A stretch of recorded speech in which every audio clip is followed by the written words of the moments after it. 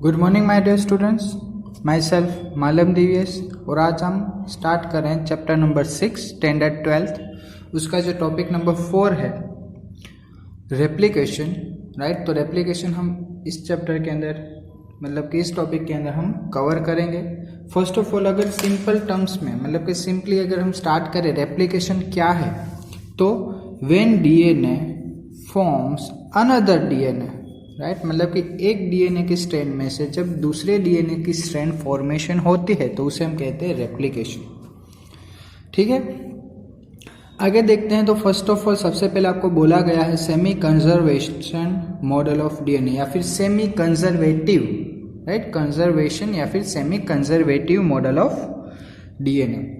तो सबसे पहले स्टार्ट करने से पहले ये टॉपिक हम समझ लेते हैं कि आखिर सेमी कंजर्वेशन क्या है या फिर semi conservative model of DNA क्या है। ठीक है, इतना तो आपको पता चल चुका होगा कि सेमी कंजर्वेटिव मॉडल जो है डीएनए का वो किससे रिलेटेड होगा, रेप्लिकेशन से रिलेटेड होगा, राइट। बट अब हम समझेंगे कि how does replication takes place, right. तो सबसे पहले अगर हम सिंपली स्टार्ट करें तो जो रेप्लिकेशन की जो प्रोसेस होती है वो 3 टाइप्स की होती है। First one is the conservative, first one is the conservative, another one is the dispersive and third one is the semi conservative. ठीक है, 3 टाइप्स की प्रोसेस है, conservative, dispersive and semi conservative. सबसे पहले हम देखेंगे कंजर्वेटिव, राइट। तो conservative के अंदर अगर हम सिंपली देखें तो आप सोचो कि एक डीएनए की स्ट्रैंड है, ये आपके पास एक डीएनए की स्ट्रैंड है। ठीक है, इस तरह से एक डीएनए की स्ट्रैंड है। अब आप नॉर्मली क्या पढ़ते हो कि जब डीएनए की स्ट्रैंड जो होती है ये डबल हेलिक्स फॉर्मेशन मतलब कि हेलिक्स फॉर्म में है, राइट। जब ये अलग होगी मतलब ये जो डबल हेलिक्स फॉर्मेशन है वो जब अलग होती है तो इस तरह से आपको 2 डिफरेंट डीएनए स्ट्रैंड मतलब कि डीएनए में से आपको क्या मिलेगी, 2 आरएनए स्ट्रैंड आपको मिलेगी, एमआरएनए मिलेगा। बट आप लोग अभी तक क्या देखते थे कि इसके सामने ये कौन सी स्ट्रैंड है, टेम्पलेट है, टेम्पलेट स्ट्रैंड है। उसके सामने कौन सी फॉर्मेशन होगी, complementary strand, right. Template strand के सामने कौन सी फॉर्म होती है, कॉम्प्लीमेंट्री स्ट्रैंड फॉर्मेशन होती है, वो आपको पता है। बट यहां पर भी ऐसा ही होगा। देखो होगा क्या कि इसके सामने कॉम्प्लीमेंट्री स्ट्रैंड फॉर्मेशन होगी, यहां पर भी कॉम्प्लीमेंट्री स्ट्रैंड फॉर्मेशन होगी। बट डिफरेंस आपको मैं अगर समझाऊं तो सोचो कि ये जो कॉम्प्लीमेंट्री स्ट्रैंड वो दूसरे कलर से करता हूं तो आपको इजीली समझ में आएगा। ठीक है, होगा क्या यहां पर, यहां तक तो आपको क्लियरली समझ में आ चुका होगा। अभी हम क्या देख रहे हैं, सेम कंजर्वेटिव मॉडल, तो यहां तक तो आपको क्लियरली समझ में आ चुका होगा। बट अब होगा क्या कि जब कंजर्वेटिव टाइप ऑफ रिएक्शन या फिर कंजर्वेटिव मॉडल होता है तो उसके अंदर क्या होगा कि ये टेम्पलेट और ये कॉम्प्लीमेंट्री स्ट्रैंड है। यहां पर भी ये वाली जो है वो कॉम्प्लीमेंट्री है, ये टेम्पलेट स्ट्रैंड है। ठीक है, होगा क्या कि जो टेम्पलेट स्ट्रैंड थी ना वो दूसरी टेम्पलेट स्ट्रैंड के साथ ही अटैच्ड होगी और जो नई कॉम्प्लीमेंट्री स्ट्रैंड जो फॉर्मेशन हुई थी वो दूसरी कॉम्प्लीमेंट्री स्ट्रैंड के साथ ही अटैच्ड होगी। मतलब कि इस तरह से आपको 2 डिफरेंट टाइप्स ऑफ डीएनए मिलेगा। एक जो होगा वो पेरेंट कॉपी से सेम टू सेम होगा, दूसरी जो स्ट्रैंड मिलेगी वो आपको न्यू डीएनए स्ट्रैंड मिलेगी। तो इस टाइप का जो भी रेप्लिकेशन होता है उसे हम कहेंगे कंजर्वेटिव टाइप ऑफ रेप्लिकेशन। अब दूसरे टाइप की जो रेप्लिकेशन है उसके बारे में देखते हैं। तो सोचो कि एक डीएनए स्ट्रैंड है, राइट, ये आपके पास डीएनए स्ट्रैंड है। डिस्पर्शन इन द सेंस क्या होगा कि जब आप इस डीएनए स्ट्रैंड के छोटे छोटे टुकड़े करो, राइट, मतलब कि एक ये टुकड़ा हुआ, एक ये टुकड़ा हुआ और एक यहां पर, ये 3 अलग अलग टुकड़े हो गए, उससे फ्रेगमेंट्स हो चुके हैं। ठीक है, अब होगा ये कि ये जो फ्रेगमेंट्स है ना उसके ऊपर नई स्ट्रैंड फॉर्मेशन होगी, देखो इस तरह से, और यहां पर इस तरह से डीएनए फॉर्मेशन होगा, डीएनए की स्ट्रैंड फॉर्मेशन होगी, राइट। तो इस तरह से जो भी डीएनए फॉर्मेशन होगा, मतलब कि रेप्लिकेशन होगा, उसे हम कहेंगे डिस्पर्सिव टाइप ऑफ रेप्लिकेशन। अब हम देखेंगे लास्ट वन जो हमारे टॉपिक के अंदर है, सेमी कंजर्वेटिव। मतलब कि ये जो semi conservative type of DNA replication है ना, वो ही नॉर्मली जो रेप्लिकेशन प्रोसेस में होता है वो इसी प्रोसेस से होता है। मतलब कि डीएनए जो रेप्लिकेट होता है वो इसी प्रोसेस से होता है, ठीक है। तो यहाँ पर भी हम देखेंगे कि सेम टू सेम एक डीएनए स्ट्रैंड है या हमारे पास, क्या होगा कि दोनों डीएनए स्ट्रैंड अलग होंगी, इस तरह से दोनों डीएनए स्ट्रैंड अलग होंगी। होगा ये कि इसके सामने जो भी ये टेम्पलेट स्ट्रैंड है, राइट, जो भी कॉम्प्लीमेंट्री स्ट्रैंड फॉर्मेशन होगी वो इस तरह से होगी,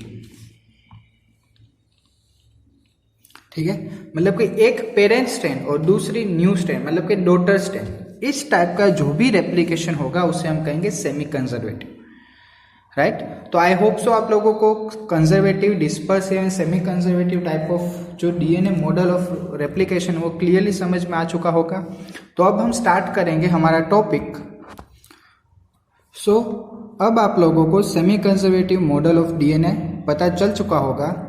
तो सबसे पहले जो semi conservative model of DNA replication जो है वो सबसे पहले किन्होंने दिया था, तो वॉटसन एंड क्रिक इन 1953 में वॉटसन एंड क्रिक नाम के जो साइंटिस्ट जो थे उन्होंने semi conservative model of DNA replication first of all दिया था।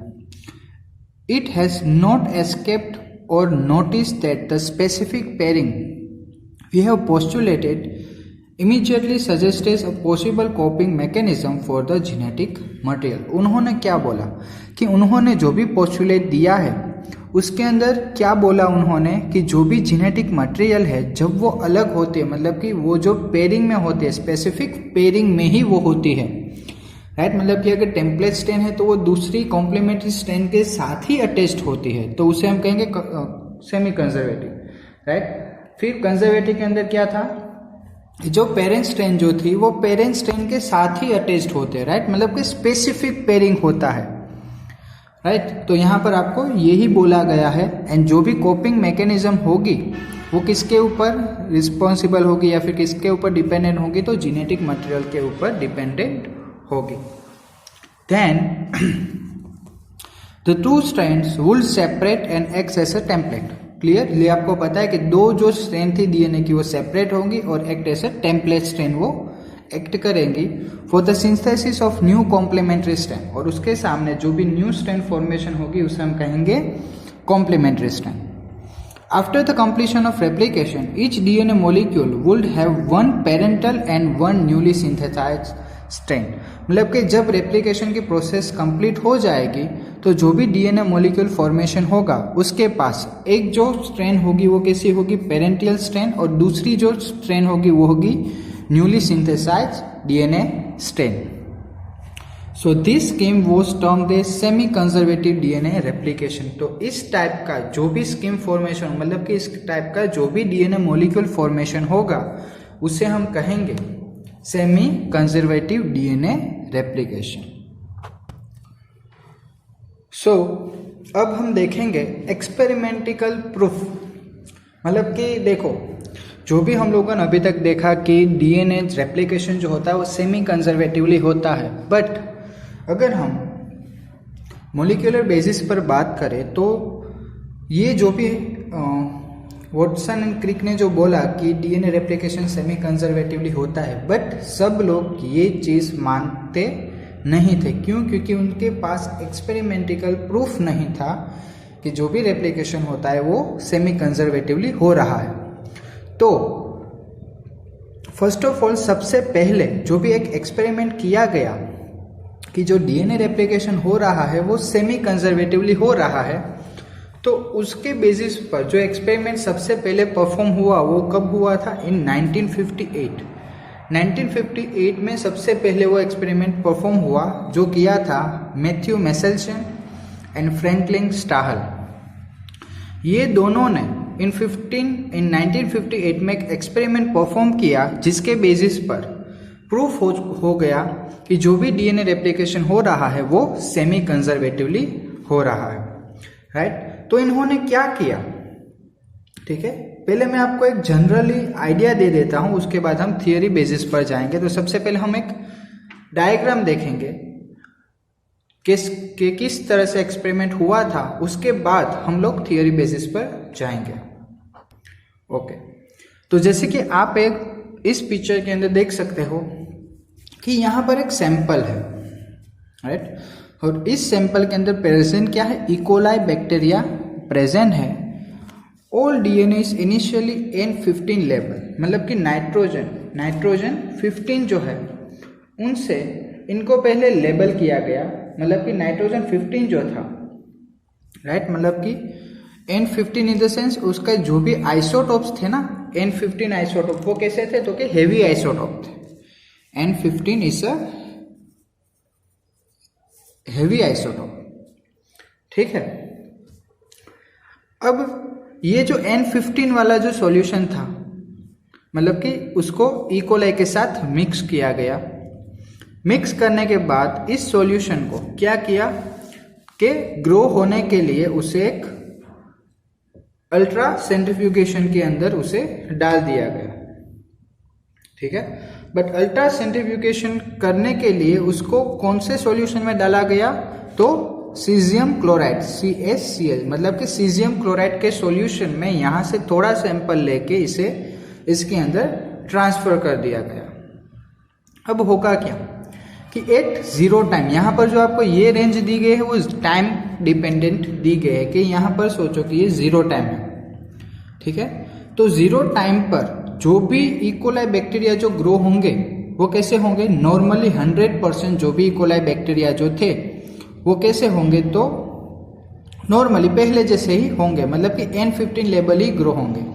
आफ्टर 20 मिनट्स वो भी कैसे होंगे, 100% N15 लेवल ही ग्रो होंगे। बट हुआ क्या कि जब उसको फर्स्ट जनरेशन, ये जो है वो फर्स्ट जनरेशन है, राइट, फर्स्ट जनरेशन के बाद जब उनको सेकेंड जनरेशन ग्रो करनी थी तो उन्होंने किया क्या कि N15 level cells to add in N14 medium to grow for 4 generation. अब उन्होंने किया क्या कि ये जो N15 वाले जो भी सेल्स जो थे उनको N14 मीडियम में उसे, मतलब कि नाइट्रोजन 14, मतलब कि उसके जो आइसोटोप जो थे वो कैसे थे, लाइट आइसोटोप्स थे। N14 जो थे वो हेवी आइसोटोप्स थे, बट N15 जो थे वो हेवी आइसोटोप थे, बट N14 जो आइसोटोप है वो लाइट आइसोटोप है, राइट। तो उसके अंदर उसको मिक्स कर दिया गया और उसके बाद ग्रो किया गया। तो हुआ क्या कि जो उनको जनरेशन मिली वो कैसे मिली, 50-50%, राइट, 50-50%, मतलब कि N15 वाला भी 50% मिला, N14 वाला भी 50% मिला, ठीक है। उसके बाद थर्ड जनरेशन में क्या हुआ, आफ्टर अनदर 20 मिनट्स, देखो गैप जो है वो टाइम का जो गैप है वो 20 मिनट्स से यहाँ पर रखा गया है। थर्ड जनरेशन में हुआ क्या कि N14 वाला जो मीडियम जो था उसकी डेंसिटी ज्यादा है as compare to N15 medium. और लास्ट में आप देख सकते हो फोर्थ जनरेशन में हुआ क्या कि जो लाइट आइसोटोप जो थे उसकी सबसे ज्यादा डेंसिटी है as compare to N15 medium, right. और अल्टीमेटली लास्ट में क्या होगा कि जो भी डीएनए स्ट्रेन जो मिलेगा वो आपको कैसा मिलेगा, सेमी कंजर्वेटिव मिलेगा, ठीक है। तो यही चीज आपकी टेक्स्ट बुक में भी आपको समझाया गया है, तो वो डायग्राम भी हम एक बार देख लेते हैं। तो यही वो डायग्राम है जिसकी मैं बात कर रहा था कि आपकी टेक्स्ट बुक के अंदर दिया गया है, मेसेसन-स्टाहल एक्सपेरिमेंट। सबसे पहले क्या गया था तो कि N15 डीएनए उनको लिया गया। आफ्टर 20 मिनट्स उन्होंने क्या किया कि N15 वाला जो डीएनए था उनको N14 डीएनए के साथ मिक्स किया गया। आफ्टर 40 मिनट्स हुआ क्या कि N14 वाली जो जनरेशन थी वो आपको वैसी की वैसी मिली, बट N15 N14, राइट, मतलब कि दोनों का जो मिक्सचर सॉल्यूशन था वो आपको ज़्यादा मिला, इन द सेंस हाइब्रिड फॉर्मेशन हो चुका था, N14 and N15 hybrid formation, right. और उसका जो परसेंटेज रेशियो था as compared to N14, right, मतलब कि लाइट आइसोटोप्स जो थे उनसे ज़्यादा था, हाइब्रिड जो मिला आपको वो वाला, ठीक है। सो अभी तक जो भी हम लोगों ने डायग्राम के अंदर जो भी चीज़ें देखी वही आपको यहाँ पर इस थियरी के अंदर भी दी गई है, तो वो भी एक बार देख लेते हैं। सबसे पहले तो हम लोगों ने क्या बोला था कि मैथ्यू मेसेल्सन एंड फ्रैंकलिन स्टाहल उन्होंने एक्सपेरिमेंट परफॉर्म किया था इन द 1958। अब उन्होंने किया क्या, they grow इकोला in a medium containing NH4Cl N15, right, मतलब कि N15 जो है वो कैसे आइसोटोप है, नाइट्रोजन के आइसोटोप्स है, but they are heavy isotope, ये चीज मैंने आपको बताई थी। As the only nitrogen source for many generation, और यही नाइट्रोजन सोर्स मतलब कि N14 नाइट्रोजन सोर्स रखकर बहुत सारी इकोलाई बैक्टीरियाज की जो जनरेशन थी उनको ग्रो किया गया। Then after the result was that N15 was incorporated into newly synthesized DNA। मतलब हुआ क्या कि जो N15 जो था वो जो भी इकोलाई का DNA था उसके साथ 100% वो इनकॉर्पोरेटेड, मतलब कि दोनों एक दूसरे के साथ मिक्सअप हो गए थे और न्यू DNA सिंथेसाइज हो गया था। Then this DNA heavy molecule could be distinguished from the normal DNA by centrifugation in a cesium chloride CaCl density gradient।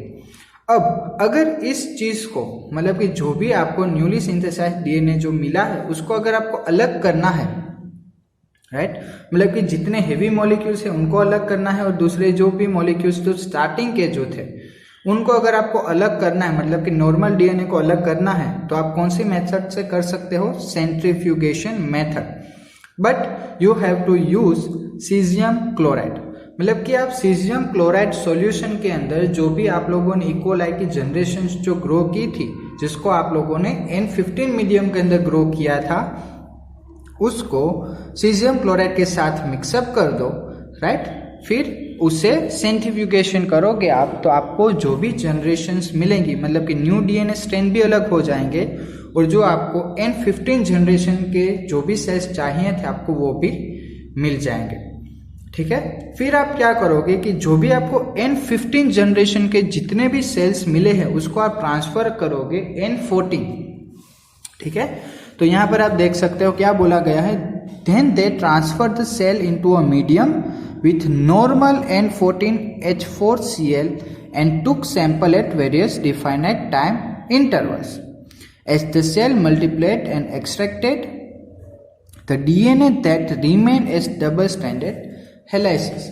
अब हुआ क्या कि आप लोगों ने जो भी सेल्स को एक्सट्रैक्ट किया था मीडियम में से उसको आप लोगों ने मिक्स किया है N14 मीडियम के साथ, मतलब कि लाइट आइसोटोप के साथ आप लोगों ने उसको मिक्सअप किया।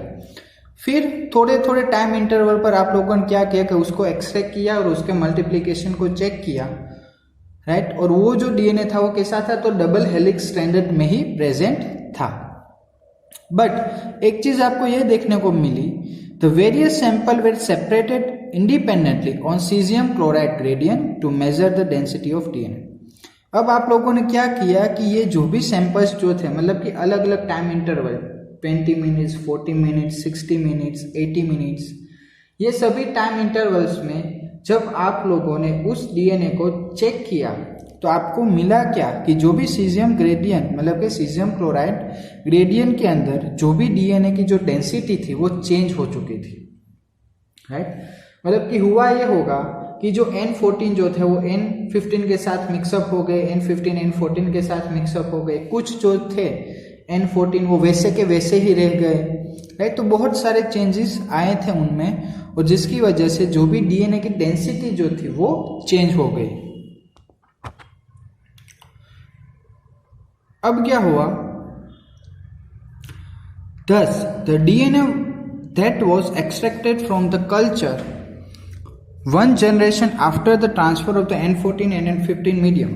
अब आप लोगों ने क्या किया कि जब आप लोगों ने एक बार जो कल्चर था उसको आप लोगों ने N15 को N14 के अंदर ट्रांसफर कर दिया, उसके बाद जो सबसे पहली जनरेशन थी वो आपने कितनी मिनट बाद चेक किया, आफ्टर द 20 मिनट्स, राइट। आप लोगों ने उस जनरेशन को 20 मिनट्स के बाद आप लोगों ने चेक किया तो आपको मिला ये कि ई कोलाई डिवाइड्स इन 20 मिनट्स है द हाइब्रिड और इंटरमीडिएट डेंसिटी, राइट। मतलब कि 20 मिनट्स के बाद ही जो भी ई कोलाई सेल्स जो थे वो हाइब्रिड फॉर्मेशन कर चुके थे, मतलब कि N14 जो था वो N15 के साथ मिक्सअप हो चुका था और उन्होंने हाइब्रिड फॉर्मेशन कर लिया था। DNA extracted from the culture after another generation, that is after 40 minutes। अब हुआ क्या कि after 40 minutes मतलब कि सेकेंड जनरेशन जो थी was composed of equal amount of the hybrid DNA and of light DNA। अब हुआ है कि आफ्टर 40 मिनट्स 20 मिनट्स पर तो आप लोगों ने चेक किया था, आफ्टर 40 मिनट्स जब आप लोगों ने नेक्स्ट जनरेशन को चेक की तो हुआ है कि दोनों इक्वल अमाउंट में, मतलब कि hybrid DNA and light DNA दोनों इक्वल अमाउंट में, मतलब कि 50-50%, राइट, 50-50% दोनों ग्रो हो चुके थे। अब अगर आप ऐसा सोचो कि आफ्टर 40 मिनट्स दोनों 50-50% में हो चुके थे तो आफ्टर 80 मिनट्स क्या होगा? 80 मिनट्स के बाद ये होगा कि जो हाइब्रिड डीएनए था उसका कॉन्सेंट्रेशन 80% तक हो जाएगा, बट जो लाइट डीएनए था उसका कॉन्सेंट्रेशन 20% हो जाएगा। ठीक है, तो इसी बेसिस पर आप लोग बोल सकते हो कि जो भी डीएनए जो है वो सेमी कंजर्वेटिवली रेप्लिकेट होता है। ठीक है, अब लास्ट चीज जो है वो है टेलर एंड कॉलेजियस इन 1958। उन्होंने क्या बोला वो भी देख लेते हैं। Very simple experiment involving the use of radioactive thymine to detect distribution of newly synthesized DNA in the chromosome was performed on Vicia Fabi beans by Taylor and Collegius in 1958। मतलब उन्होंने क्या किया कि जैसे कि आप लोगों को पता है कि डीएनए के अंदर adenine, guanine, cytosine, thymine, right, 4 चीजें होती है। तो उन्होंने क्या किया कि जो थायमिन है ना, राइट, डीएनए के अंदर जो थायमिन है उनको रेडियो एक्टिव कर दिया, राइट, मतलब कि रेडियो एक्टिव कर दिया। तो उससे आपको पता क्या चलेगा कि जो भी थायमिन जो है जब वो दूसरा डीएनए मतलब कि रेप्लिकेशन की प्रोसेस जब होती है और जो थायमिन जो है वो ट्रांसफर होता है एक डीएनए में से दूसरे डीएनए से, राइट, तो उनमें जो भी क्रोमोसोम जो सिंथेसिस होता है वो कितने अमाउंट में, राइट, न्यू सिंथेसिस डीएनए में ट्रांसफर होगा वो भी आप इस मेथड से आप फाइंड आउट कर सकते हो। This experiment prove that the DNA in chromosome also replicate semi conservative. और इसी मेथड से आप लोगों को पता चला कि क्रोमोसोम, राइट, क्रोमोसोम के अंदर जो भी रेप्लिकेशन होता है वो भी कैसे होता है, सेमी कंजर्वेटिवली रेप्लिकेशन होता है। यहाँ तक जो भी मैंने आप लोगों को समझाया, आई होप सो आप लोगों को अच्छे से क्लियरली समझ में आ चुका होगा। इस लेक्चर के बाद मैंने आप लोगों को लिए एक शॉर्ट एंड सिंपल वीडियो भी रखा है इस लेक्चर के अंदर, जिसे आप देखकर आप लोगों को क्लियरली आइडिया आ जाएगा कि how did semi conservative, conservative and dispersive model of DNA replication takes place. ठीक है, After Watson and Crick came up with their hypothesis regarding the structure of DNA, the scientific world was now curious to know how it could be replicated. They put forth a hypothesis that the DNA replicates in a semi-conservative manner. That is, both strands separate and each serves as a template for the synthesis of new strands. Template in literal terms means a pattern used as a sample to make something. However, the scientific world was not ready to accept this fact easily. So, there were 3 theories put forth which hinted at the replication process of the DNA double helix. One was called the conservative model, the other was the dispersive model, and the last was the semi-conservative model. Let's first understand what each method had to say. The first model in the list is the conservative model. This model suggested that 2 DNA strands separate and serve as templates for replication. But soon after replication, the strands join back to form the original parent DNA, while the new synthesized strands join to form a completely new DNA. does, we get a newly synthesized DNA molecule, and we also get the original parent DNA molecule back, which is conserved. Hence the name conservative replication. Now comes the next one. This was called the dispersive model of replication. As the name suggests, dispersive means to disperse or scatter. So what gets dispersed? Well, according to this model, the DNA which is about to replicate breaks into small fragments. The new strands get synthesized in between. As a result, we get a hybrid of both new and old strands together. The old parental strands appear to be dispersed in the newly synthesized one. Hence, this method is named as dispersive. Now comes the last model. It was called the semi-conservative model of replication. The model suggested that two strands of DNA unwind and serve as templates for newer strands. As a result, the replicated DNAs contain one old and one new strand. Hence the name semi-conservative. Nevertheless, this model was not accepted initially when put forth by Watson and Crick. However, one of the most amazing experiments in biology, named the Meselson and Stahl experiment, helped crack this mystery. Two geneticists, Matthew Meselson and Franklin Stahl, carried out an experiment around 1958. They used a heavy isotope of nitrogen and inserted it in the DNA of the bacterium Escherichia coli. They obtained several generations of E. coli and analyzed each for the presence of DNA. The results helped them understand that the replication of DNA in E. coli is indeed semi-conservative. So अब हम देखेंगे how did the replication of DNA takes place, मतलब कि DNA के अंदर जो भी replication होता है वो किस तरह से होता है उस, और रेप्लिकेशन की प्रोसेस के लिए उसको कौन से चीज़ों की ज़रूरत पड़ती है वो भी हम यहाँ पर देखेंगे। ठीक है, तो सबसे पहले थियोरी स्टार्ट करने से पहले हम लोग एक डायग्राम को समझेंगे, राइट, मतलब कि किस तरह से रेप्लिकेशन होता है, उसके बाद हम लोग थियोरी बेसिस पर आगे बढ़ेंगे। तो जैसे कि आप लोग इस डायग्राम को देख सकते हो, ये एक डीएनए स्ट्रैंड है। ठीक है, एक डीएनए स्ट्रैंड है, सिंपल डीएनए स्ट्रैंड है।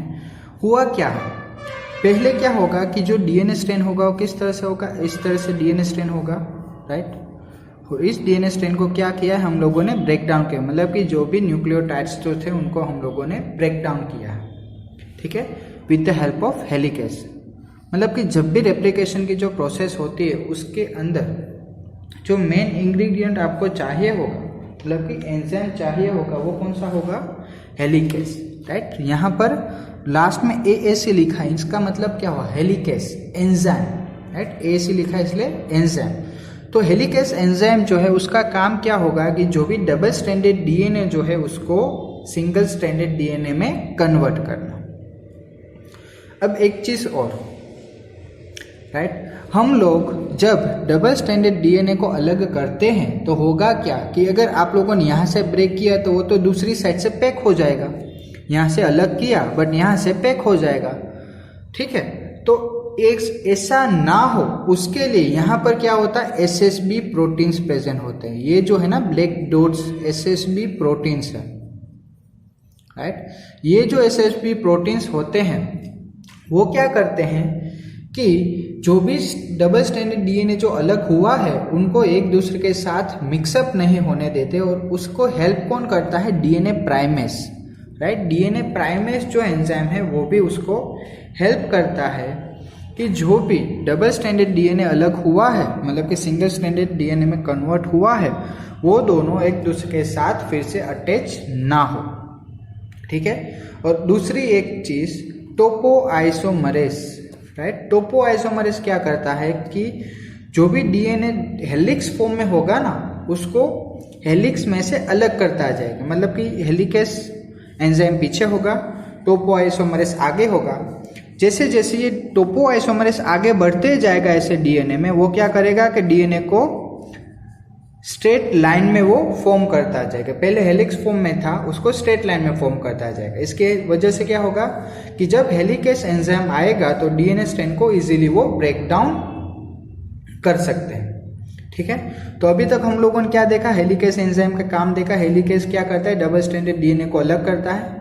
दूसरा हमने देखा टोपोआइसोमेरेज। थर्ड चीज हमने देखी DNA primase and SSP protein. ये सभी चीजें हम लोगों ने देख ली। अब एक चीज और, जैसे कि आप लोगों को पता है कि डीएनए जो होता है वो कैसे, एक साइड 5 प्राइम दूसरी साइड 3 प्राइम, तो यहां पर 3 प्राइम होगी, यहां पर 5 प्राइम होगी, राइट, ये आपको पता है। अब जैसे कि आप लोगों को पता है कि जो भी डीएनए जो न्यू सिंथेसाइज होती है वो कौन सी डायरेक्शन में होगी, always in the 5 prime to 3 prime direction में ही वो न्यू स्ट्रैंड फॉर्मेशन करती है। तो ऐसा सोचो कि यहां पर 3 प्राइम थी, यहां पर 5 प्राइम है, राइट, यहां पर 5 प्राइम है, यहां पर 3 प्राइम 3 प्राइम 5 प्राइम, इन दोनों को आप लोगों ने अलग कर दिया। तो 5 प्राइम 3 प्राइम, तो यहां से जो भी न्यू डीएनए स्ट्रैंड फॉर्मेशन होगी वो कौन सी डायरेक्शन से होगी, यहां से 5 प्राइम से 3 प्राइम होगी, ठीक है, इस डायरेक्शन में होगी। और दूसरी जो स्ट्रैंड है वहां पर 3 प्राइम से, मतलब कि यहां पर कैसे होगी, यहां पर 5 प्राइम आएगा तो यहां से इस डायरेक्शन में फॉर्म होगी। इतना समझ में आया, राइट। अब होगा ये कि देखो नॉर्मली यहां पर जो भी डीएनए फॉर्मेशन होगा, मतलब कि जो भी normally 5 prime to 3 prime direction में जो आगे जा रहा है ना, right, 5 prime to 3 prime direction में जो भी डीएनए सीक्वेंस आगे जा रही है वो इजीली फॉर्मेशन होगी, मतलब कि उसके बीच में आपको किसी भी तरह की कुछ भी अनवांटेड चीज आपको देखने को नहीं मिलेगी, राइट।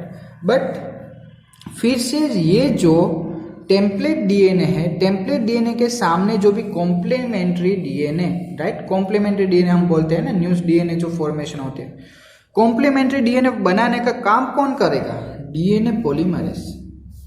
डीएनए पॉलीमरेज एंजाइम जो है वो क्या करेगा कि जो भी टेम्पलेट डीएनए है उसके सामने न्यू सिंथेसाइज डीएनए जिसे हम कहते हैं कॉम्प्लीमेंट्री स्ट्रैंड, उसको फॉर्मेशन करने का स्टार्ट करेगा, ठीक है।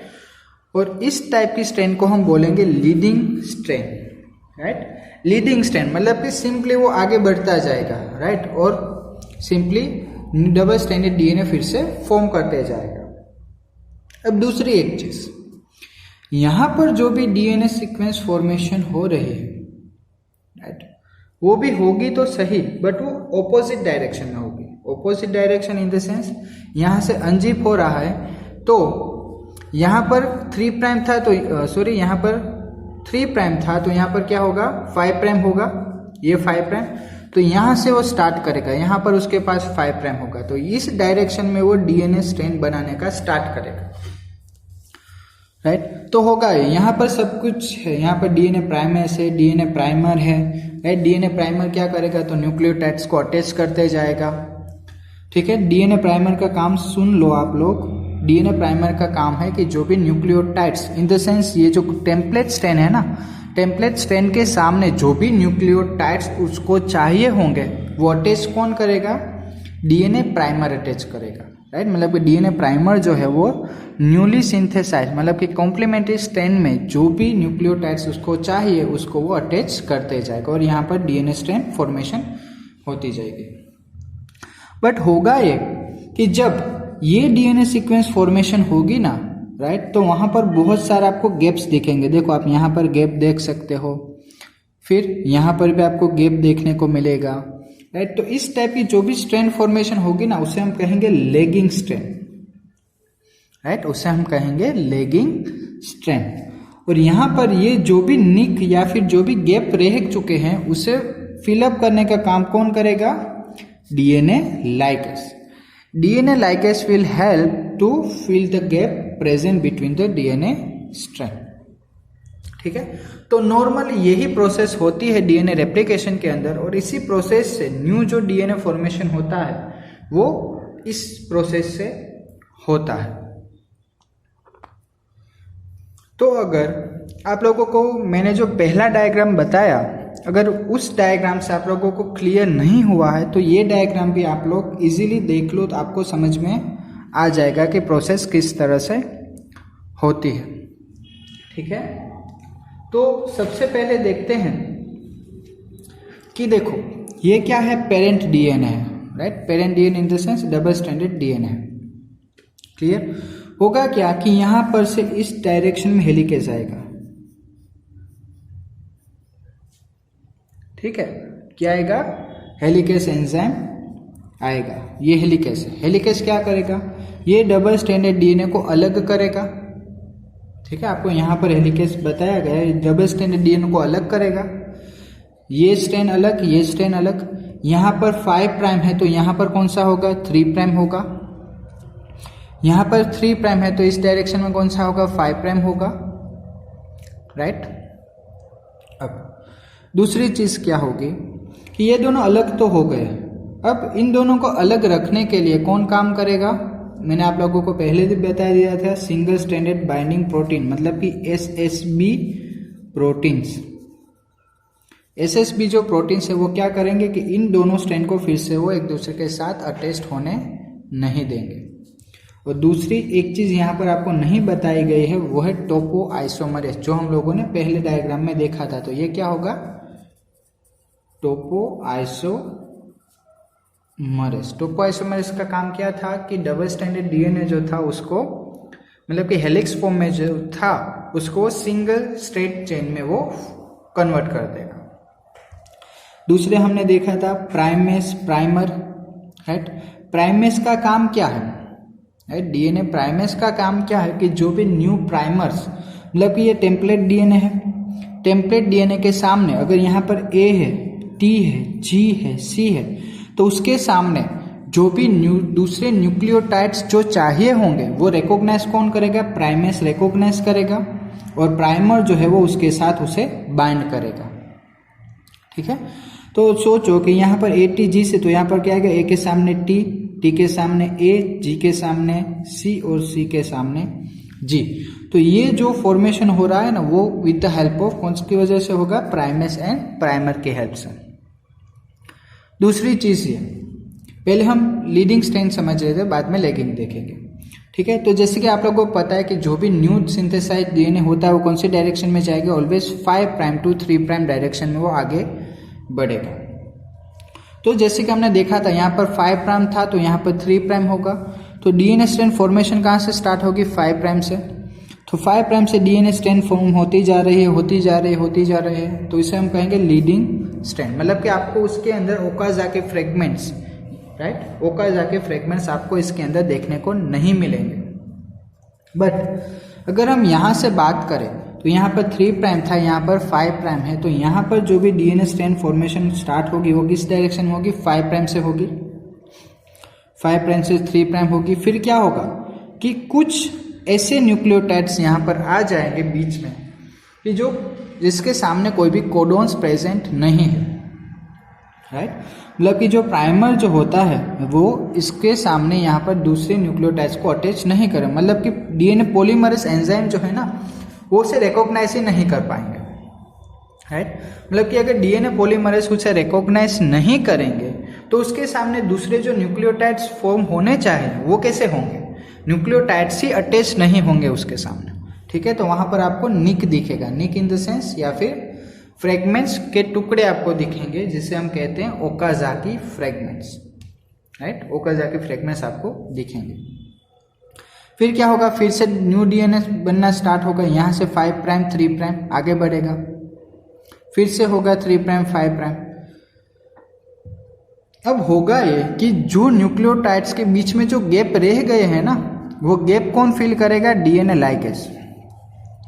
DNA ligase will fill the gap present between the nucleotides, right. मतलब कि जो भी लैगिंग स्ट्रैंड है ना, लैगिंग स्ट्रैंड में जो भी निक या फिर ओकाज़की फ्रेगमेंट्स के बीच में जो भी गैप रह चुके हैं वो फिल करेगा डीएनए लाइगेज।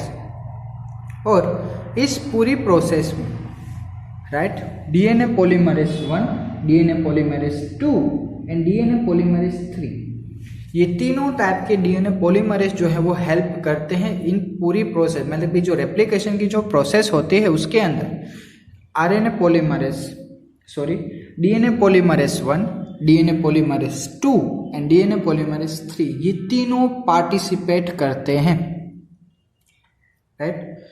तो ये पूरा जो एक्सप्लेनेशन था वो ही अब हम एक्सप्लेनेशन देखेंगे थियरी बेसिस पर कि इस क्या मतलब कि देखेंगे हम कि डीएनए पॉलीमरेज का क्या काम है, हेलिकेस का, प्राइमर, प्राइमेस, लीडिंग स्ट्रैंड क्या है, लैगिंग स्ट्रैंड क्या है, डीएनए लाइगेस क्या है, ओकाजाकी फ्रेगमेंट्स, रेप्लिकेशन फोक, ये सभी चीजें हम वन बाय वन डिटेल में देखेंगे। तो अब हम स्टार्ट करते हैं replication of DNA, right. It is the process of making a copy of DNA, it occurs in S phase, right. Mainly क्या है, जैसे कि मैंने आपको पहले ही बताया था कि डीएनए में से दूसरे डीएनए की स्ट्रैंड फॉर्मेशन करना, उसे हम कहते हैं रेप्लिकेशन। तो आपको यही चीज यहाँ पर बोली गई है। Then DNA replication is semi conservative है, bidirectional and semi continuous, right. अब सेमी कंजर्वेटिव आप लोगों को पता है, bidirectional in the sense एक 5 प्राइम से 3 प्राइम होगा, तो दूसरा क्या होगा, इस टाइप 5 प्राइम से 3 प्राइम, तो इसे हम कहेंगे by directional and semi discontinuous. मतलब कि जैसे कि हम लोगों ने देखा ओकाजाकी फ्रेगमेंट्स, राइट, कुछ गैप्स रह जाते हैं जब वो न्यू, मतलब कि जो भी डीएनए पॉलीमरेज है वो जब न्यू कॉम्प्लीमेंट्री स्ट्रैंड फॉर्मेशन करता है तो उस टाइम पर कुछ छोटे छोटे गैप्स उनके बीच में रह जाते हैं, जिसे हम कहते हैं semi discontinuous, right, they are semi discontinuous. After that activation of deoxyribonucleotides. सबसे पहले इस प्रोसेस को होने के लिए, ये प्रोसेस सबसे पहले तो होती कहाँ पर है वो आपको पता होना चाहिए। ये प्रोसेस होती है इन द सेल, मतलब कि न्यूक्लियस के अंदर, राइट।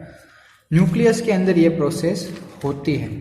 तो देखो होगा क्या कि ये एक सेल है, यहाँ पर न्यूक्लियस है और न्यूक्लियस में क्या है, क्रोमोसोम है, और क्रोमोसोम में क्या होगा, अल्टीमेटली डीएनए होगा। तो ये डीएनए, इतना समझ में आया।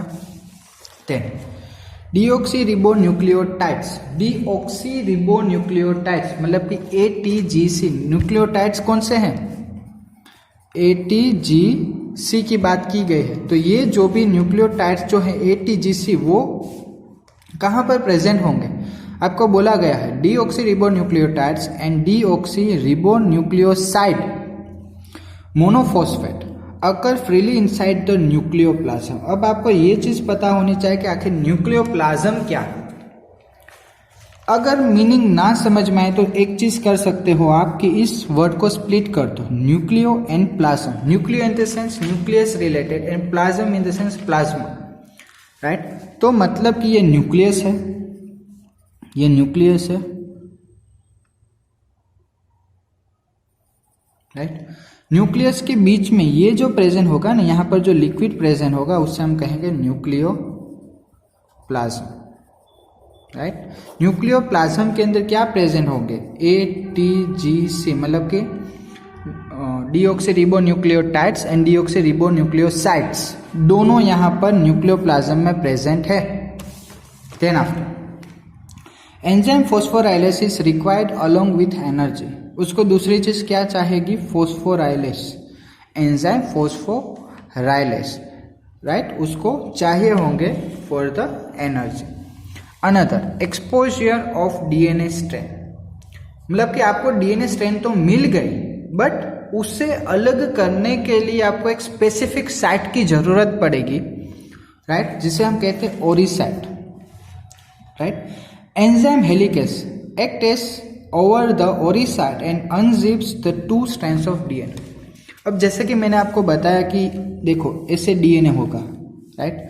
डीएनए को सबसे पहले क्या करेगा, टोपोआइसोमरेज क्या करेगा कि इस टाइप से इसे कन्वर्ट करेगा, ठीक है। और इस डीएनए स्ट्रैंड को तोड़ने का काम कौन करेगा, हेलिकेस। ये क्या है, हेलिकेस एंजाइम। हेलिकेस एंजाइम क्या करेगा कि डीएनए की स्ट्रैंड को इस तरह से वो ब्रेक कर देगा, राइट, इस तरह से उसे ब्रेक कर दिया। ये सभी चीजें हम लोगों ने डायग्राम के अंदर कवर की थी। बट एक चीज ये है कि जो भी हेलिकेस का जो काम है उसे काम स्टार्ट करने के लिए उसे एक स्पेसिफिक साइट चाहिए होगी, जिसे हम कहते हैं ori site. Ori site in the sense origin. Origin का मतलब क्या होगा? ओरिजिन इन द सेंस जहां से कोई भी चीज स्टार्ट होती है उसे हम कहते हैं ओरिजिन। तो यहां पर ओरिसाइट मतलब ओरिजिन ऑफ रेप्लिकेशन, मतलब कि जो भी रेप्लिकेशन की जो प्रोसेस है ना उसे स्टार्ट करने के लिए जो भी एक स्पेसिफिक साइट चाहिए होगी, राइट, वो सबसे पहले आइडेंटिफाई कौन करेगा? हेलिकेस एंजाइम सबसे पहले उसे आइडेंटिफाई करेगा। आइडेंटिफाई करने के बाद वो क्या करेगा कि उस डबल स्ट्रैंडेड डीएनए को वो ब्रेक डाउन करेगा, ठीक है। देन आरएनए प्राइमर को मैंने आपको पहले बता दिया था कि आरएनए प्राइमर क्या करता है कि जो भी न्यू डीएनए स्ट्रैंड बनती है उसमें आपको जो भी न्यूक्लियोटाइड चाहिए होंगे वो उसे अटैच करता है। It is essential for initiation of new DNA chain, right. RNA primer is a small strand of RNA which is synthesized at the prime end of the new strand with the help of DNA specific RNA polymerase enzyme called primase, right? मतलब कि जो भी new strand जो formation हो रहे हैं, छोटे छोटे टुकड़े आरएनए के छोटे छोटे टुकड़े जो है, right, with the help of RNA polymerase, वो क्या होगा? With the help of primase enzyme वो न्यू सिंथेसाइज डीएनए में वो अटैच होते जाएंगे, ठीक है। और वो न्यू सिंथेसाइज डीएनए में अटैच होने के बाद वो क्या फॉर्म करेंगे? टेम्पलेट स्ट्रैंड के सामने वो कॉम्प्लीमेंट्री स्ट्रैंड फॉर्मेशन करेंगे। सो यहाँ तक आप लोगों को सब नॉर्मल जो चीज़ें थी वो समझ में आ चुके होंगी।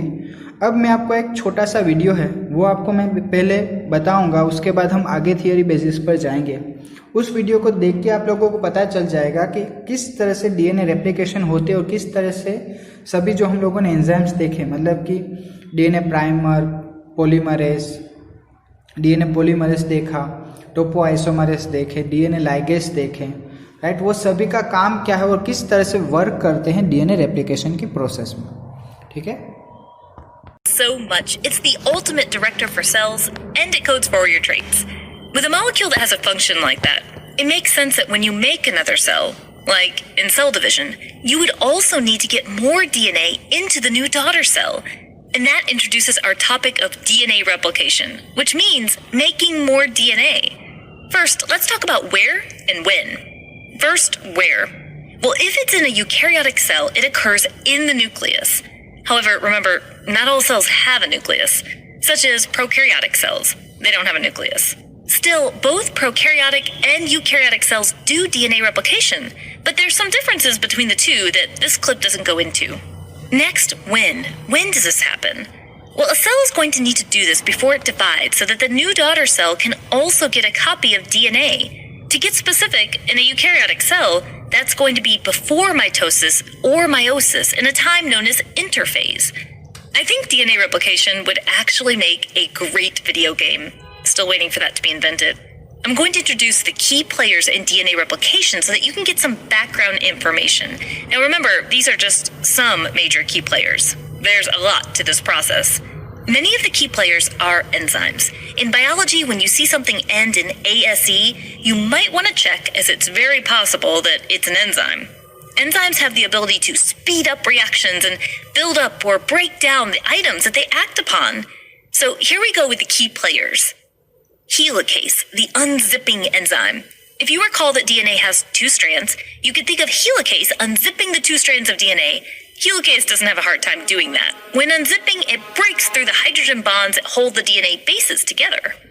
DNA polymerase, the builder. This enzyme replicates DNA molecules to actually build a new strand of DNA. Primase, the initializer. With as great as DNA polymerase is, DNA polymerase can't figure out where to get started without something called a primer. Primase makes the primer so that DNA polymerase can figure out where to go to start to work. You know what's kind of interesting about the primer it makes? The primer is actually made of RNA. Ligase, the gluer. It helps glue DNA fragments together. More about why you would need that later on. Now, don't feel overwhelmed. We'll go through the basics of this sequence in order.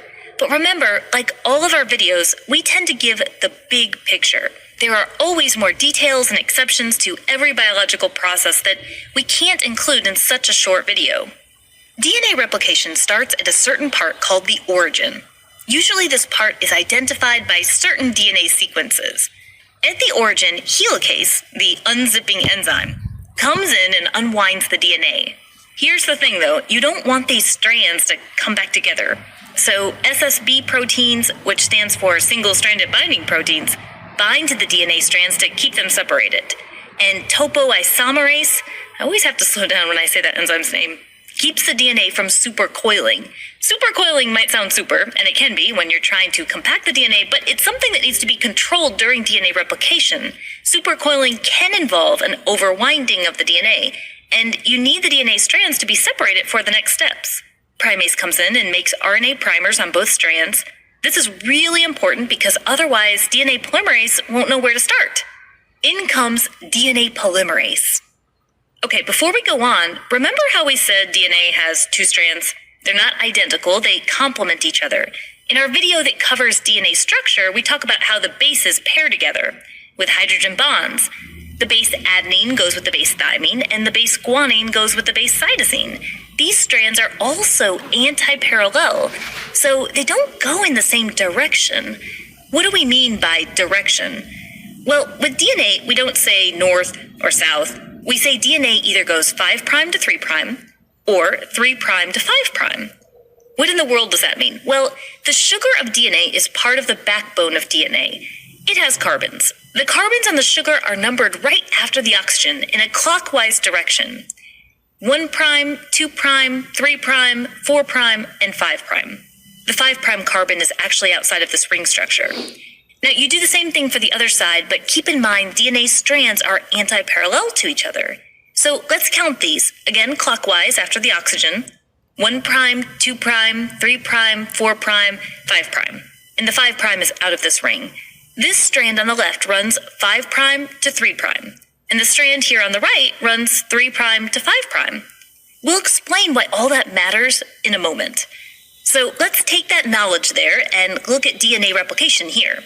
In this image, I labeled the top original strand 3' to 5'. I labeled this bottom original strand 5' to 3'. That's the original DNA that is going to be replicated. DNA is unwinding here thanks to helicase. In this example, it will keep unwinding in this direction. Primase places primers.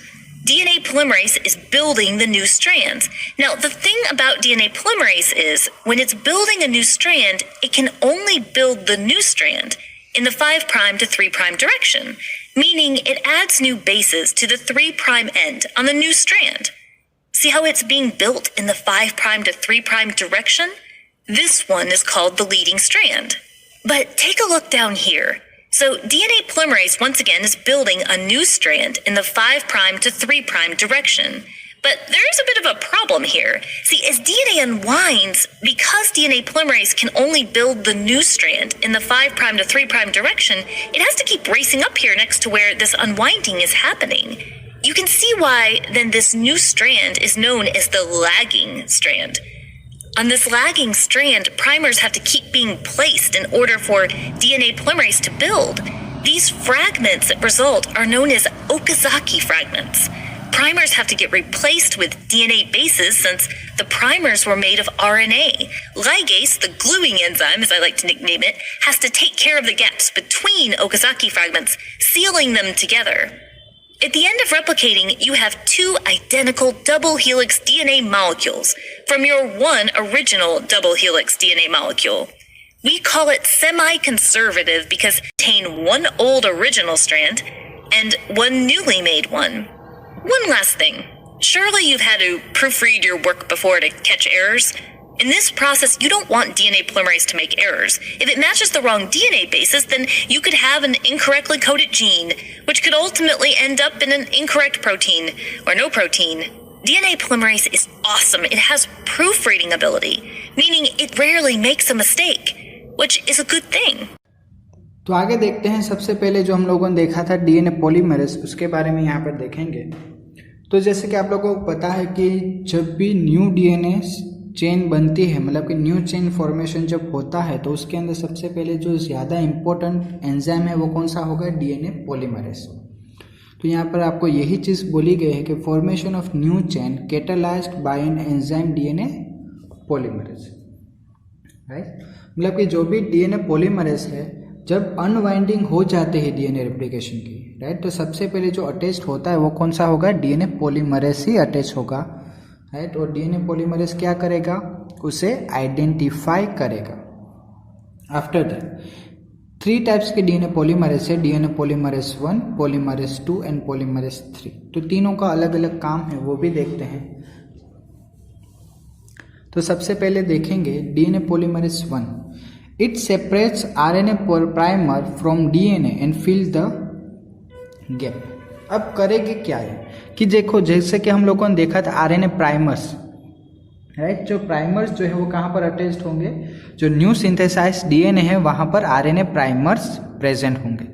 तो उन RNA primers को अलग करने के लिए, right, अलग करने के बाद जो भी डीएनए में जो गैप रह चुके हैं, ठीक है, उसे फिल करने में हेल्प कौन करेगा, DNA polymerase 1। It also known as DNA repair enzyme. और डीएनए पॉलीमरेज 1 का दूसरा नाम क्या होगा, डीएनए रिपेयर एंजाइम होगा। Then after another DNA polymerase जो है वो है DNA polymerase 2, helps in DNA repair. ये भी डीएनए रिपेयर में हेल्प करता है। Third one is the DNA polymerase 3, main enzyme in DNA replication. DNA polymerase 3 is the main enzyme, right, which is responsible for the DNA replication process and it is also known as replicase। उसका नाम क्या है, DNA polymerase 3 का दूसरा नाम रेप्लिकेस, right. तो आपकी text book के अंदर आपको ये नाम नहीं दिया गया है, but you have to remember it. Then after eukaryotes की अगर बात करें तो यूकैरियोट्स के अंदर भी different types of DNA polymerase देखने को मिलते हैं। तो सबसे पहले है alpha DNA polymerase. It is concern with lagging end synthesize, मतलब कि जो भी लेगिंग स्ट्रैंड है उसके साथ अटैच्ड होते हैं। It is help in the synthesize. Beta DNA polymerase is concern with DNA repair. मतलब ये जस्ट आपके इंफॉर्मेशन के लिए ही है, right, you just not read to remember it, but आप लोगों को पता होना चाहिए। अगर किसी भी तरह से आपको कोई पूछ ले कि अल्फा डीएनए पॉलीमरेज का काम क्या है, बीटा डीएनए पॉलीमरेज का काम क्या है, तो you just have to know it, that's why. Third one is the gamma DNA polymerase, right. तो it concern with replication of cytoplasmic DNA, मतलब कि साइटोप्लाज्म के अंदर जो भी डीएनए प्रेजेंट होता है, राइट, उसके रेप्लिकेशन में हेल्प करता है अल्फा गामा डीएनए पॉलीमरेज।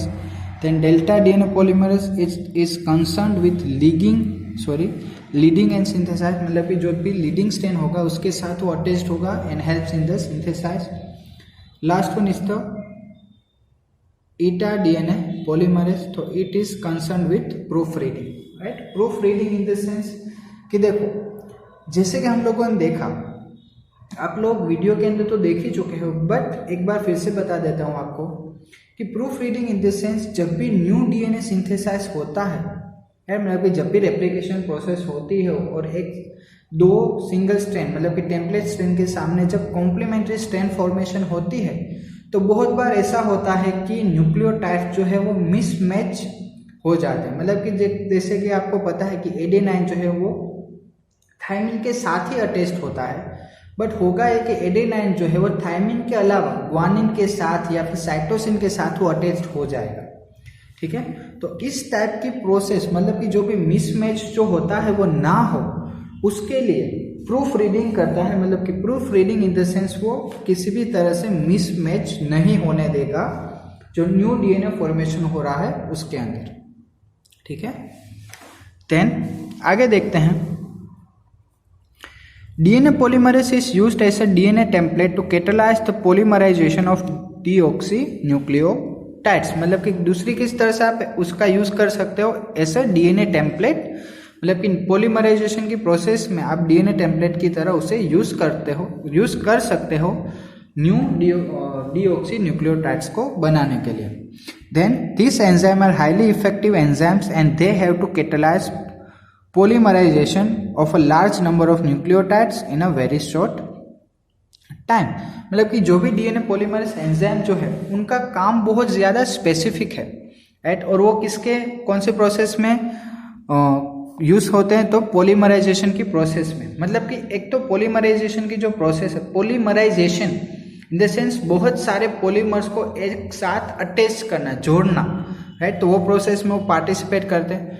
दूसरी चीज कि जो भी न्यूक्लियोटाइड्स होंगे, राइट, वो तो बहुत सारे होंगे और उसको अटैच करने के लिए भी आपको टाइम लगेगा।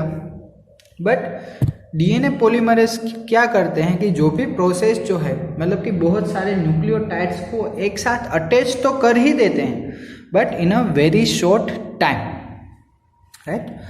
Then the reaction should be catalysed with high degree of accuracy, मतलब कि जो भी प्रोसेस हो रही है उसके अंदर हाई एक्यूरेसी होनी चाहिए, मतलब कि किसी भी तरह की मिसमैच, मतलब कि अनवांटेड थिंग्स आपको इस प्रोसेस के अंदर ना हो, उसका बहुत ज़्यादा ध्यान रखना पड़ता है। Then deoxy nucleotides triphosphate serves as a dual purpose, मतलब कि जो भी डीऑक्सी रिबो न्यूक्लियोसाइड जो है, राइट, वो दो तरह से काम करता है।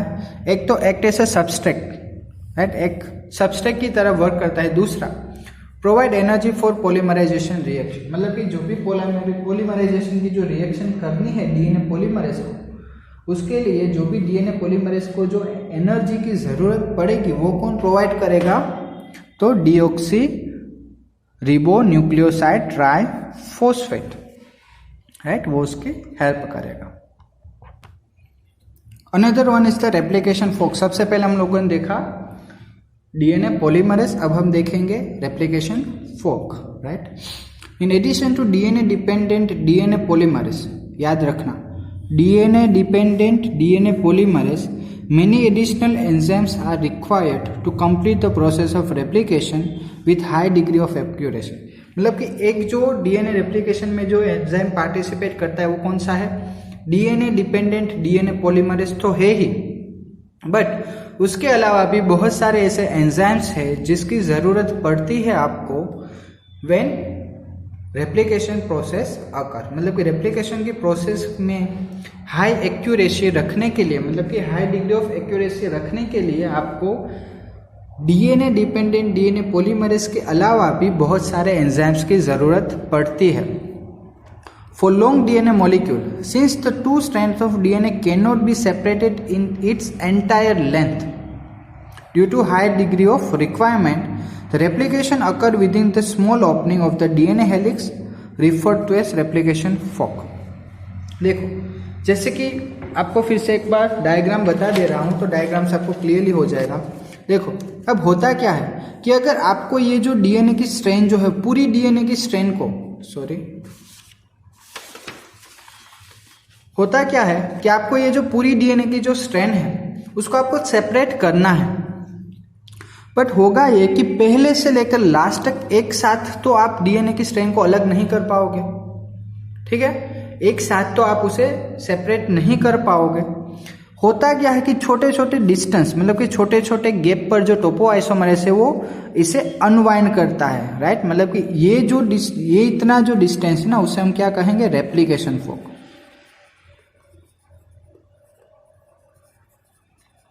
Replication fork in the sense जो भी टोपोआइसोमरेज डीएनए हेलिक्स को जो अनवाइंड करता है ना, डीएनए हेलिक्स को जो अनवाइंड करता है, और वो जो डिस्टेंस, छोटा सा डिस्टेंस जो प्रेजेंट होता है, मतलब कि हेलिकेस एंड टोपोआइसोमरेज के बीच का जो भी जितना डिस्टेंस होगा उसे हम कहेंगे रेप्लिकेशन फोक, सिंपल लैंग्वेज में, ठीक है। तो ये था रेप्लिकेशन फोक। नेक्स्ट जो चीज़ है वो है लीडिंग एंड लैगिंग स्ट्रैंड। तो यहाँ पर मैंने आप लोगों को इजीली समझ में आए उसके लिए मैंने आप लोगों को डिफरेंस के फॉर्म में मैंने आप लोगों को लीडिंग एंड लैगिंग स्ट्रैंड समझाने की ट्राई की है। आई होप सो आपको अच्छे से समझ में आएगा। Leading strand in the sense continuous, right, वो कंटिन्यूसली ग्रो होती है, और lagging strand in the sense discontinuous, उसके बीच में आपको बहुत सारे गैप्स देखने को मिलते हैं। स्टार्ट करते हैं। सबसे पहला point, it is replicated strand of DNA which grows continuously without any gap. Replication strand है जो कंटिन्यूसली ग्रो हो रही है without any gap. And lagging strand में क्या हो रहा है? Lagging strand is a replicated strand of DNA which is formed in short segment called Okazaki fragment. मतलब कि वो एक साथ कंटिन्यूसली फॉर्म में ग्रो नहीं होगी, वो छोटे छोटे गैप्स में फॉर्म होती है जिसे हम कहते हैं ओकाजाकी फ्रेगमेंट्स, और ये जो ओकाजाकी फ्रेगमेंट जो है वो किसकी हेल्प थ्रू फिलअप होंगे, with the help of DNA ligase. It does not require DNA ligase for growth, right. मतलब कि देखो जो भी लीडिंग स्ट्रैंड जो है उसमें गैप्स तो कहीं पर प्रेजेंट नहीं है, अगर गैप्स प्रेजेंट नहीं होंगे तो उसको डीएनए लाइगेज की जरूरत ही नहीं पड़ेगी, बट लेगिंग स्ट्रैंड जो है वहां पर डीएनए लाइगेज की जरूरत पड़ेगी। इन the sense DNA ligase is required for joining Okazaki fragments. ठीक है, दोनों पॉइंट आप लोगों को अच्छे से समझ में आ चुके होंगे। Third point, the direction of growth of the leading strand is 5 prime to 3 prime. मतलब कि लीडिंग स्ट्रैंड का जो डायरेक्शन वो कौन से डायरेक्शन में होगा, 5 प्राइम टू 3 प्राइम डायरेक्शन में होगा।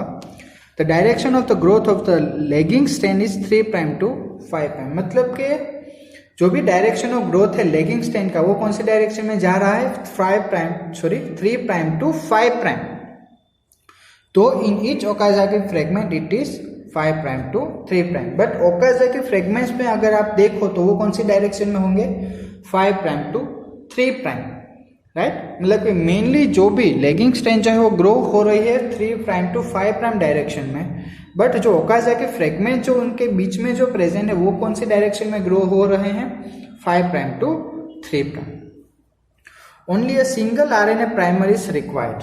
इस प्रोसेस के अंदर आपको सिंगल आरएनए प्राइमर की जरूरत पड़ती है, और यहाँ पर आपको starting of each Okazaki fragment requires a new RNA. मतलब कि Okazaki fragments in the sense छोटे छोटे टुकड़े, आरएनए के छोटे छोटे टुकड़े जो हैं उसे हमने कहा है ओकाजाकी फ्रेगमेंट्स। मतलब कि जब फिर से एक न्यू ओकाजाकी फ्रेगमेंट्स फॉर्मेशन होगा तो आपको न्यू आरएनए की जरूरत पड़ेगी, मतलब न्यू आरएनए प्राइमर की जरूरत पड़ेगी।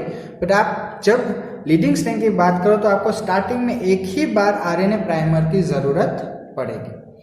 Then formation of leading strand is quite rapid. मतलब कि रैपिडली प्रोसेस हो, मतलब कि एक साथ कंटिन्यूसली फॉर्म हो रही है, राइट, स्ट्रैंड, इसलिए वो रैपिड प्रोसेस है। बट लेगिंग स्ट्रैंड की बात करते वो स्लोअर प्रोसेस है, राइट। मतलब कि ओकाजाकी फ्रेगमेंट जो छोटे छोटे टुकड़ों में एक दूसरे के साथ अटैच्ड होता है, इसलिए वो स्लो प्रोसेस है। Last, it's template opens in 5 prime to 3 prime direction, और यहाँ पर it templates open in 5 prime to 3 prime direction. Clear? तो ये था lagging strand and leading strand. So अब जो हम देखेंगे वो है DNA ligase. The discontinuously synthesized fragment and later joined by the enzyme DNA ligase। मतलब कि जो भी discontinuous fragments जो थे और उन fragments के बीच में जो gap present था उसे fill करने के लिए जो भी enzyme responsible है वो है DNA ligase।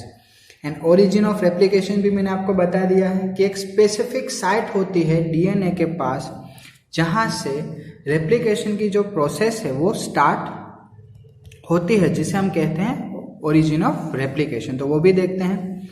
The DNA polymerase on their own cannot initiate the process of replication। मतलब कि जो भी DNA polymerase है वो खुद ही जो भी replication की जो प्रोसेस है उसे स्टार्ट नहीं कर सकता, मतलब कि इनिशिएट नहीं कर सकता, उसे किसी भी दूसरे चीज की जरूरत पड़ती है। Also, the replication does not initiate randomly at any place of the DNA। और जो भी replication है वो randomly किसी भी, मतलब कि कोई भी एक DNA की स्ट्रैंड ले लो आप और वहां पर randomly कहीं पर से भी आप replication की प्रोसेस स्टार्ट नहीं कर सकते। उसके लिए उसे एक स्पेसिफिक साइट चाहिए होगी, ठीक है, और उसी साइट को हमने बोला है ओरी site. There is a definite region in E. coli DNA where the replication originate। Right, एक स्पेसिफिक रीजन होता है या फिर स्पेसिफिक साइट होती है डीएनए के पास जहां से रेप्लिकेशन स्टार्ट होता है या फिर ओरिजिनेट होता है। Such region is termed at origin of replication या फिर ओरी साइट, ठीक है। Then it is because of the requirement of the origin of replication that a piece of DNA if needed to be propagated during recombination DNA procedure requires a vector. अब अगर कोई भी DNA का piece है, आपको DNA की process करनी है और आपको डीएनए के अंदर आपको ओरिजिन ऑफ रेप्लिकेशन साइट नहीं मिली, तो आप क्या कर सकते हो, वेक्टर्स का यूज कर सकते हो। वेक्टर्स का यूज करके आप क्या करोगे कि वेक्टर्स के साथ आप लोग कोई भी एक ओरिजिन ऑफ रेप्लिकेशन साइट उसके साथ अटैच करके उस बैक्टीरियल डीएनए के अंदर आप ट्रांसफर कर दो। ठीक है, अब होगा ये कि जो भी बैक्टीरियल डीएनए है वो उस वेक्टर डीएनए को तो खुद का डीएनए ही समझेगा और खुद के साथ उसे मिक्सअप करके रेप्लिकेशन करना स्टार्ट कर देगा, राइट। तो होगा ये कि जो भी वेक्टर डीएनए के साथ जो भी site origin of site present जो थी वो कैसे वर्क करेगा, ऐसा बैक्टीरियल ओरिजिन साइट, मतलब कि अब बैक्टीरिया के पास भी ओरिजिन साइट प्रेजेंट हो चुकी है। तो vectors provide the origin of replication, और वेक्टर्स की वजह से क्या मिलेगा उसको, ओरिजिन ऑफ रेप्लिकेशन मिलेगा। सो यहाँ पर तक हम लोगों ने अभी तक जो भी देखा वो पूरी प्रोसेस थी कि how does the replication takes place, मतलब कि मशीनरी, पूरी जो रेप्लिकेशन प्रोसेस की जो मशीनरी है और उसके साथ जो भी डिफरेंट टाइप्स ऑफ एंजाइम्स जो रिस्पॉन्सिबल है इस प्रोसेस के लिए, वो सभी चीज़ें हमने देखी यहाँ पर। ठीक है, आई होप सो आप लोगों को ये सब अच्छे से समझ में आया होगा। अब नेक्स्ट चीज़ है, ये कुछ इम्पोर्टेंट है आप लोगों के लिए, तो इसलिए मैंने यहाँ पर आप लोगों के लिए इंक्लूड किया है। टाइप्स ऑफ आरएनए, तो नॉर्मली आप लोगों को पता है कि 3 टाइप्स ऑफ आरएनए होते हैं, आरआरएनए, एमआरएनए एंड टीआरएनए। ठीक है, तो वही तीनों टाइप्स ऑफ आरएनए के बारे में मैंने यहाँ पर आप लोगों को थोड़ा सा डिस्क्रिप्शन दिया है, तो वो भी देख लेते हैं। सबसे पहले देखेंगे रिबोसोमल आरएनए या फिर rRNA. This RNA is 80% of the cell total RNA, मतलब कि टोटल 80% जो सेल के अंदर जो भी आरएनए है वो कौन सा है, तो आरआरएनए है। Then rRNA was discovered by कुंजी, राइट। तो ये साइंटिस्ट है जिन्होंने डिस्कवर किया था। It is the most stable form of RNA, it is found in ribosome and it is produce in nucleolus, right. वो रिबोसोम्स में मिलते हैं और न्यूक्लियोलस में प्रोड्यूस होते हैं। उनका फंक्शंस क्या होगा, तो at the time of protein synthesis हम देखेंगे ट्रांसलेशन की प्रोसेस में, राइट। ट्रांसलेशन की जो प्रोसेस है ना, 3 स्टेप में पूरी प्रोसेस होती है। एक रेप्लिकेशन जो अभी हमने देखी, नेक्स्ट जो प्रोसेस वो translation, last one is the next one is the transcription and last one जो है वो है ट्रांसलेशन। तो ट्रांसलेशन की जो प्रोसेस है उसके बाद उस प्रोसेस में होता है प्रोटीन सिंथेसिस या फिर अमीनो एसिड सिंथेसिस, राइट। वहां पर हम लोग देखेंगे कि आरआरएनए का काम क्या है। RNA provides attachment site for the mRNA and attaches them on the ribosome. RNA क्या करता है, तो mRNA जो होता है, राइट, mRNA को वो अटैच करने, मतलब कि रिबोसोम के साथ अटैच करने के लिए एक साइट प्रोवाइड करता है। Then the bond form between are known as salt linkages, मतलब कि उन दोनों के बीच में जो भी बॉन्ड फॉर्मेशन होता है उसे हम कहते हैं salt linkage. It attaches tRNA to the large subunit of the ribosome. वो करता क्या है कि देखो, रिबोसोम में आपको पता है कि 2 सब यूनिट्स होते हैं, मतलब कि एक बड़ा और एक छोटा, राइट। तो लार्ज सब यूनिट है उसके साथ वो कौन अटैच करेगा, टीआरएनए, और शॉर्ट उसके साथ एमआरएनए, राइट। मतलब कि जो लार्ज सब यूनिट है उसके साथ टीआरएनए अटैच होगा और एमआरएनए जो है वो स्मॉल सब यूनिट के साथ अटैच होता है। तो ये था रिबोसोमल आरएनए। अब नेक्स्ट जो है वो है ट्रांसफर आरएनए, राइट। तो tRNA, it is 10 to 15% of the total RNA, 10 से 15% प्रेजेंट है। It is synthesized in the nucleus by DNA, right. It is known as soluble RNA या फिर sRNA. It is also known as adapter RNA, right. फिर function की बात करें तो all the time of protein synthesis is act as a carrier of amino acids, right. जब भी protein synthesis की प्रोसेस होते हैं तो उसमें वो कैरियर मॉलिक्यूल की तरह हेल्प करता है फॉर अ एमिनो एसिड, मतलब एमिनो एसिड्स को बाइंड करने के लिए हेल्प करता है टीआरएनए। डिस्कवरी, तो tRNA was discovered by Hoagland, Zamecnik and Stephenson. ये तीनों साइंटिस्ट जो है उन लोगों ने मिलकर टीआरएनए आइडेंटिफाई किया था, डिस्कवर किया था। स्ट्रक्चर की बात करें तो structure of tRNA is most complicated, मतलब कि टीआरएनए का जो स्ट्रक्चर है वो सबसे ज़्यादा कॉम्प्लिकेटेड है, ठीक है। तो ये भी हम डिस्कस करेंगे इन द ट्रांसलेशन प्रोसेस कि टीआरएनए का स्ट्रक्चर जो है क्यों कॉम्प्लिकेटेड है। Last one is the messenger RNA या फिर एमआरएनए। तो mRNA is 1 to 5% of the cell total RNA, मतलब कि सबसे कम कौन सा है, mRNA, मैसेंजर RNA। डिस्कवर्ड किन्होंने किया था, तो Huxley, Volkin and Astrachan. The name was given by Jacob and Monod, right. मतलब कि डिस्कवर किया था हक्सली, वोल्किंग एंड एस्ट्रेच ने, बट ये जो mRNA मतलब कि मैसेंजर RNA जो नाम दिया है वो किन्होंने दिया है, तो जैकब एंड मोनार्ड, इन दोनों ने नाम दिया है। तो mRNA was produced by genetic DNA in the nucleus. This process is known as transcription। मतलब कि मैंने आपको यही चीज़ बोली थी आगे भी कि देखो हम लोगों ने अभी तक क्या देखा, रेप्लिकेशन देखा, मतलब कि डीएनए में से डीएनए बनना। अब हम देखेंगे डीएनए में से आरएनए जो बनता है ना, एमआरएनए, डीएनए का ब्रेकडाउन होने के बाद जो एमआरएनए बनता है, राइट, उस प्रोसेस को हम कहते हैं ट्रांसक्रिप्शन। तो ट्रांसक्रिप्शन अब हम देखेंगे, राइट। तो वहाँ पर एमआरएनए जो है वो सबसे इंपॉर्टेंट रोल प्ले करता है। Then it is the least stable RNA, सबसे कम स्टेबल आरएनए है। RNA was the first genetic material, ये आपको पता है। And both DNA RNA are able to mutate, मतलब कि म्यूटेशन हो सकता है दोनों के अंदर, ठीक है। तो आई होप सो आप लोगों को तीनों टाइप्स के जो आरएनए है वो समझ में आ चुके होंगे। अब लास्ट एक टॉपिक जो है वो भी हम देख लेते हैं, जो है difference between prokaryotic replication and eukaryotic replication. Last एक टॉपिक जो है वो है difference between prokaryotic DNA replication and eukaryotic DNA replication. आपकी बुक के अंदर नहीं दिया गया, but you have to, right. So यहाँ पर प्रोकैरियोटिक डीएनए रेप्लिकेशन, दूसरा है यूकैरियोटिक डीएनए रेप्लिकेशन। सबसे पहले देखते हैं तो it occurs inside the cytoplasm, right. Prokaryotic DNA कहाँ पर होगा, साइटोप्लाज्म में, और यूकैरियोटिक डीएनए कहाँ होगा, inside the nucleus. There is a single origin of replication, prokaryotic के अंदर सिंगल ओरिजिन रेप्लिकेशन होगा, और यहाँ पर origin of replication are numerous, मतलब कि बहुत सारे ओरिजिन ऑफ रेप्लिकेशन प्रेजेंट होंगे। DNA polymerase 3 carry out both initiation and replication, right. मतलब कि पॉलीमरेज 3 दोनों प्रोसेस करते हैं, इनिशिएशन एंड रेप्लिकेशन दोनों।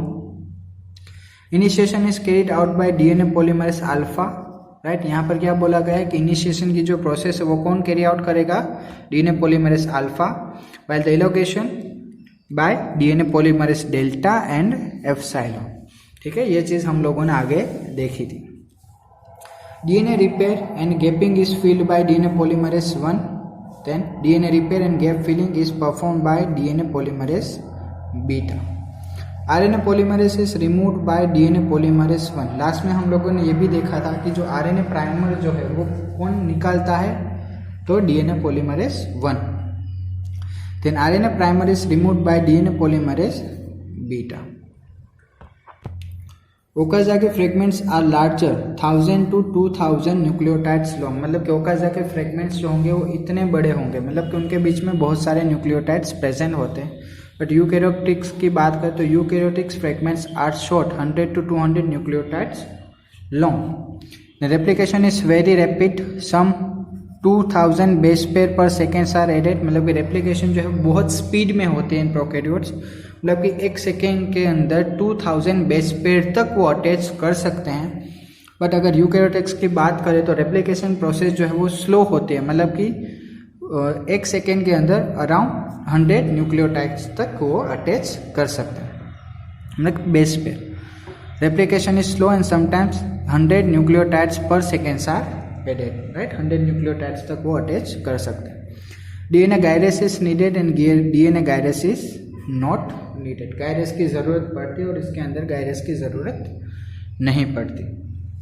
सो यहाँ पर जो हमारा डीएनए रेप्लिकेशन जो है वो पूरा टॉपिक यहाँ पर कंप्लीट होता है। आई होप सो आप लोगों को अच्छे से रेप्लिकेशन की जो प्रोसेस है वो क्लियरली समझ में आ चुकी होगी। अब हमारा जो नेक्स्ट लेक्चर होगा उसके अंदर हम लोग देखेंगे ट्रांसक्रिप्शन, कि how does transcription takes place. तभी के लिए थैंक यू।